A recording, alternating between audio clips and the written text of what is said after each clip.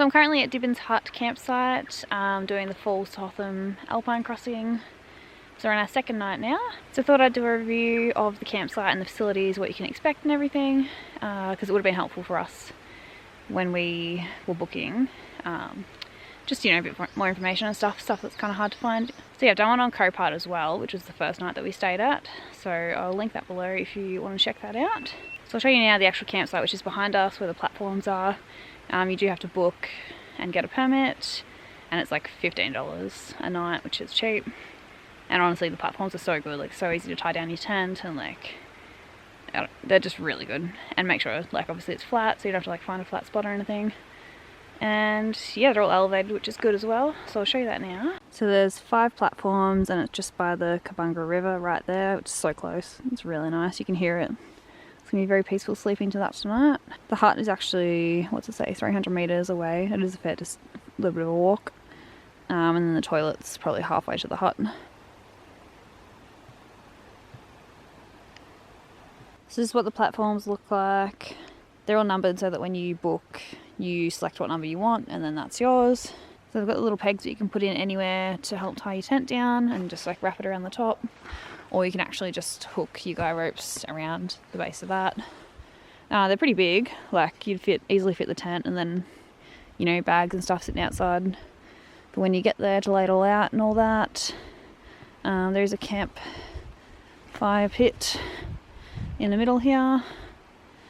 And then that's our setup there, and another platform there. I think I'd probably recommend number 1, the platform, because it's up the top there. It would have the best views, but also in saying that, it's closer to the track, so you'd probably have more people walking past. But honestly, these are all good. They're nice and spaced out, which is good. Not too close to anyone. And yeah, I'll show you the creek and toilet and hut. So just down from the platforms is this little creek, which is good, means you don't have to worry about water while you stay here. There's plenty of water. Like, it's currently November, mid-November, and it's bloody flying real quick. So I don't see that drying up during the summer, but I guess at least be prepared in case it does. So the toilet's nice and clean.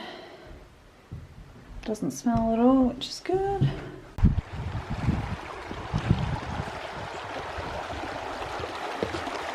So once you come down to the creek and cross over that little bridge, you just kind of open up into this massive open plain, and you can see the hut down the end there, just sitting below the mountains. It's so beautiful. So after about 300 meters, you'll get to the hut,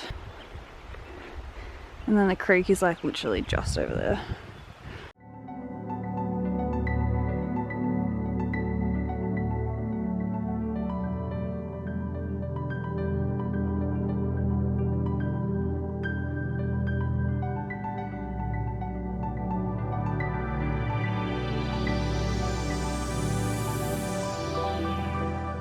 So there's a full fire pit and cooker and hot plate and that set up already, which is really nice. And then you have a picnic table too, which is really handy for eating at and that sort of thing, cooking meals. And you can set up right next to the fire and the hut. So inside the hut we've got the pot belly, as they all do, with the big chimney. For some reason this one's all blacked out, not really sure why. We've got the logbook that you can sign into from Parks Victoria in there. Shovel, broom, that sort of thing. Got some firewood down there as well with the pot belly. Just a bench seat there. Up there hanging we've got a little saw and a sign that says it's for emergency shelter only. And then you've got your little table. So up the top there's a little attic. And there's not really much under here, just this cabinet, which is actually quite handy. A lot of these have had like little bits and pieces to, I guess, help people if they get stuck or whatever. So you've actually got like a frying pan, some pots, dustpan and broom. So yeah, overall I would highly recommend to stay at Dibbins Hut. Really great facilities. It's awesome with the water running with the creek just nearby. super close, you never run out of water or anything like that, and in summer it'd be awesome. Like, I'm sure the water would still be freezing, but it'd be nice to have a little splash in, I reckon, in the summer. And yeah, the hut is just gorgeous, like definitely worth coming to check out. And yeah, it's good with the table and fire pit there as well. And you can pretty much camp like anywhere, I think, along this like open field. Obviously just gotta try and find like a flat spot, but I mean most of it's pretty flat.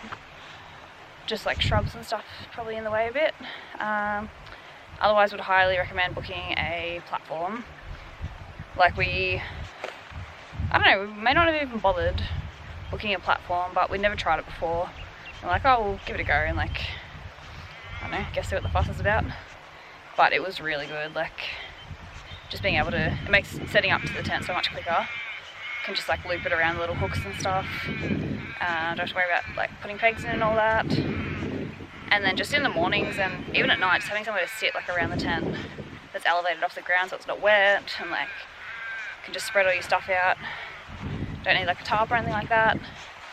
So yeah, actually very impressed with those, and those cost like $15 a night, so definitely worth it. And yeah, the toilets are really, well, toilet, there's only one, but it's really good. Doesn't smell or anything like that, it's kept nice and clean. And I like that it's all spread out too, because the hut is completely separate and then the toilet completely separate, and then the platforms are further along as well.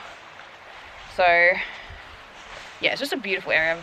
Like even last night I just sat down by the creek for a while, just like taking it all in because it's beautiful. And we're expecting it to be quite busy, because even here you could come and do it as a day trip and like just come down from Hotham, stay here and then go back to Hotham or something like that. So we're expecting to be a lot more busier now that Melbourne has come out of lockdown and all that, but there's actually only 3 other tents here tonight, last night. So pretty surprised by that, because it's freaking beautiful. But anyway, so yeah, would highly recommend staying here, would highly recommend the Falls to Hotham hike and Carpark as well. As I said, I'll leave a link to that one below. But yeah, just get out here and enjoy it because it's freaking beautiful.